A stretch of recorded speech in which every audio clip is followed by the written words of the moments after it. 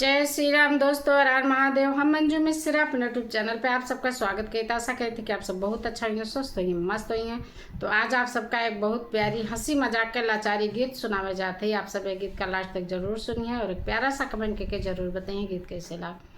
जय श्री राम, हर हर महादेव। रुपया में एक जोड़े पनमा गुजर कैसे हुई है सजनमा। रुपया में एक जोड़े पनमा गुजर कैसे हुई है सजनमा। बागा भी काने बगीचा भी काने, बागा भी काने बगीचा भी काने। बिकी गई ननदी नागिनवा गुजर कैसे हुई है सजनवा।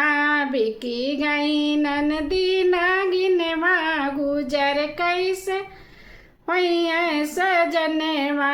रुपया में एक जोड़े पनमा गुजर कैसे हुई है सजनमा। रुपया में एक जोड़े पनमा गुजर कैसे हुई है सजनमा।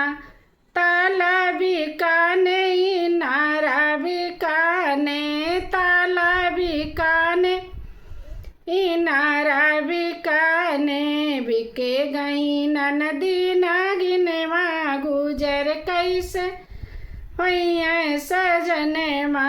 बिकी गई ननदी नागिनवा गुजर कैसे हुई है सजनमा। रुपया में एक जोड़े पनमा गुजर कैसे हुई है सजनमा। रुपया में एक जोड़े पनमा गुजर कैसे हुई है सजनमा। गरबा भी काने खरिहनवा भी काने, गरबा भी काने खरिहनवा भी काने। बिकी गई ननदी नागिनवा गुजर कैसे हुई है सजनवा। बिकी गई ननदी नागिनवा गुजर कैसे हुई है सजनवा। रुपया में एक जोड़े पनमा गुजर कैसे हुई है सजनवा। रुपया में एक जोड़े पनमा गुजर कैसे हुई है सजनवा। सासू भी कानी ससुरवा भी काने, सासू भी कानी ससुरवा भी काने। बिकी गई ननदी नागिनवा गुजर कैसे हुई है सजनवा। बिकी गई ननदी नागिनवा गुजर कैसे हुई है सजनवा।